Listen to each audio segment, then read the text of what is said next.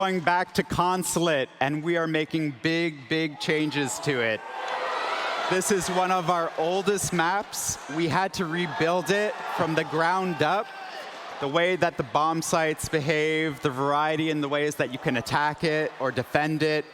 Also, another really important thing too is for attackers to have a safe avenue to approach the building. All of this is coming Season 2. The World team has been working incredibly hard to deliver it.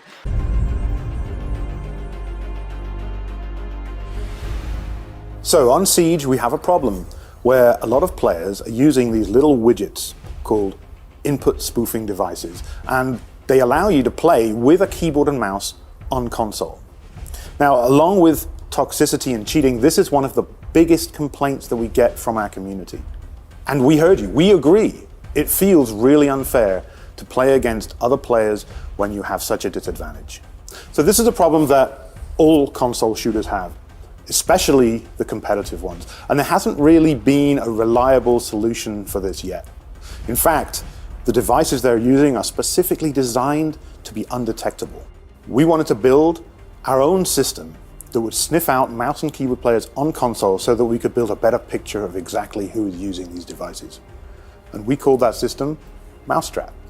We have been really quiet about it, but actually it's been running in the background in shadow mode for several seasons. We've been gathering data and analyzing the results, and now we have a much better picture. We know exactly which players were spoofing, when they were spoofing. We also know that at the highest ranks, spoofers become much more common, where they have the biggest advantage and the most to gain. It would have been really easy for us just to ban all those players, but we want to try something a little different. So what we're going to do is we're going to try and remove the advantage that they get from using one of these input spoofing devices. Starting in Season 8, Year 1.2, when we detect you spoofing, we're going to start adding extra latency to your inputs. It's going to start out really unnoticeable, but it's going to ramp up over several matches, and it will definitely be noticeable. Controller players will find that their disadvantage against mouse and keyboard players will be much reduced. To remove the penalty, simply unplug your spoofing adapter and continue playing on controller. After a few matches, the latency will be reduced and you'll be back to normal. We've worked really closely with our accessibility group here at Ubisoft to make sure that we take the needs of disabled players into account. We have designed the feature so that disabled players who use adaptive technology to access the game should not be affected by this penalty. However, if you're a disabled player and you feel like you've been unfairly penalized, there will be a QR code in the game that you can use to contact us. We will then investigate, and maybe we can use your feedback to improve our system. So additionally, we will be updating our code of conduct for all players to say that using external devices to gain an advantage is not permitted.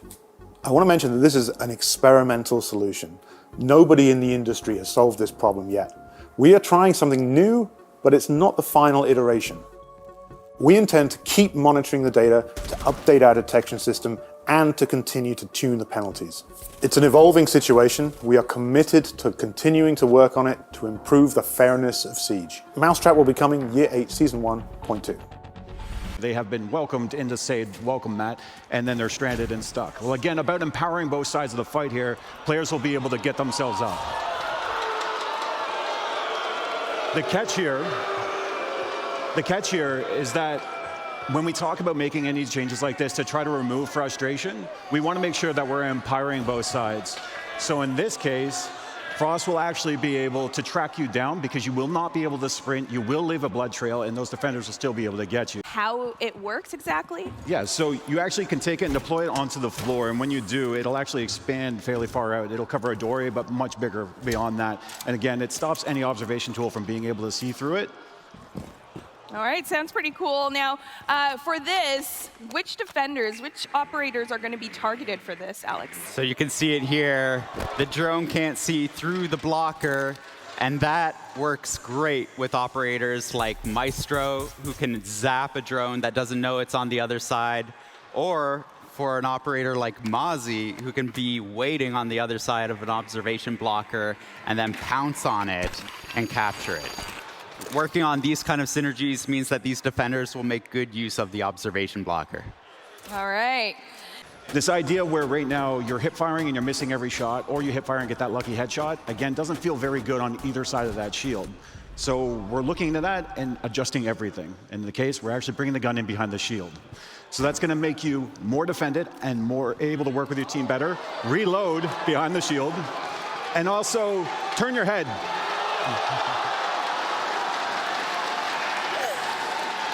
Lots of excitement here for that. But you're not done yet, Joshua.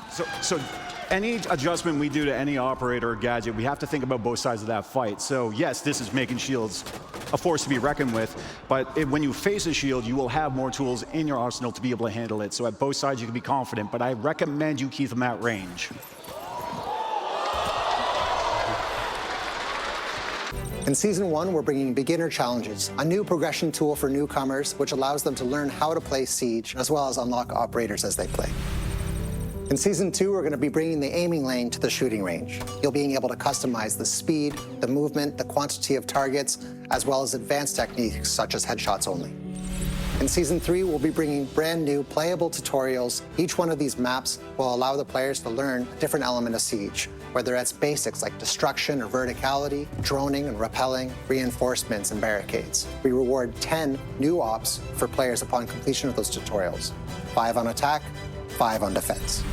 And in Season 4, we'll be bringing the Defender AI playlist, a safe place to teach your friends how to play Siege and to learn new operators and new maps. We're really excited about this new AI playlist. It uses a machine learning algorithm which is informed by our current players playing today.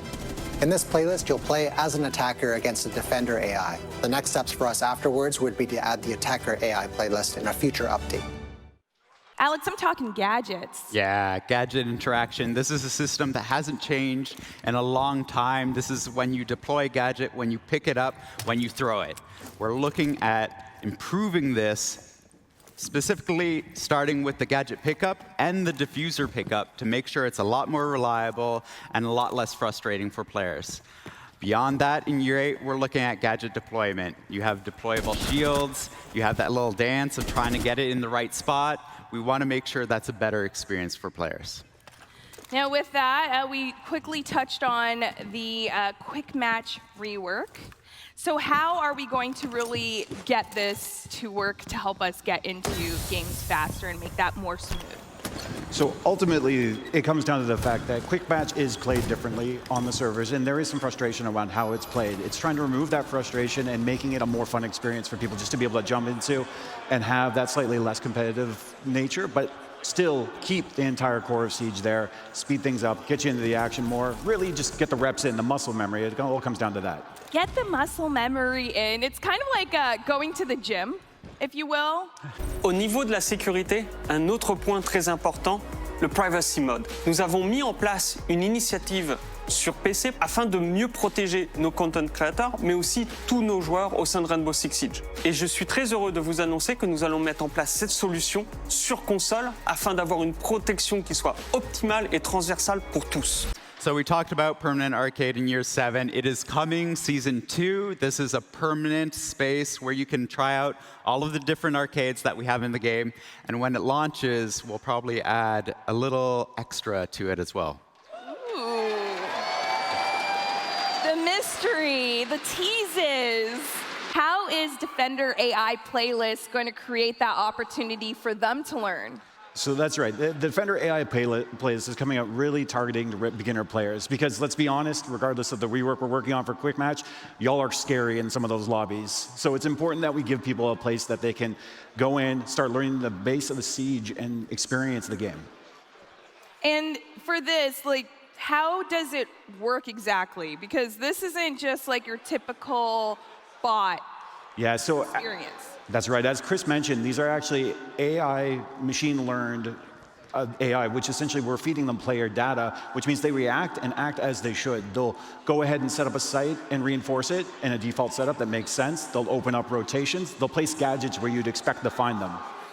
Okay, well with that, there is quite a bit coming there. Console players will get some love too. Absolutely. So Our Kev studio has been doing an amazing job on the console front, and specifically the aiming controls. We can see that with the advanced aiming that we've already released in year 7. But going beyond that, we're bringing presets.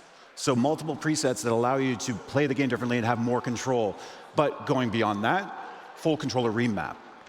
Yes, it is. It's great that you're talking about that because it could sometimes feel limiting playing on PC. With, and you're hearing that as well. So how is it going to get more comfortable there? You talked about the layout, but something else is coming.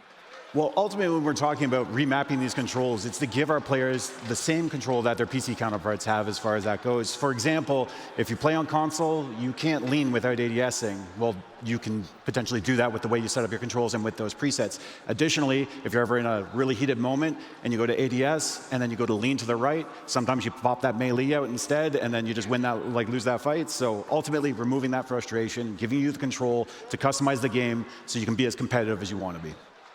What does that mean for the future of Siege? So we're already moving up to year 8 of Siege, and we are so committed to this game. We're already looking at the next 10 years of Siege.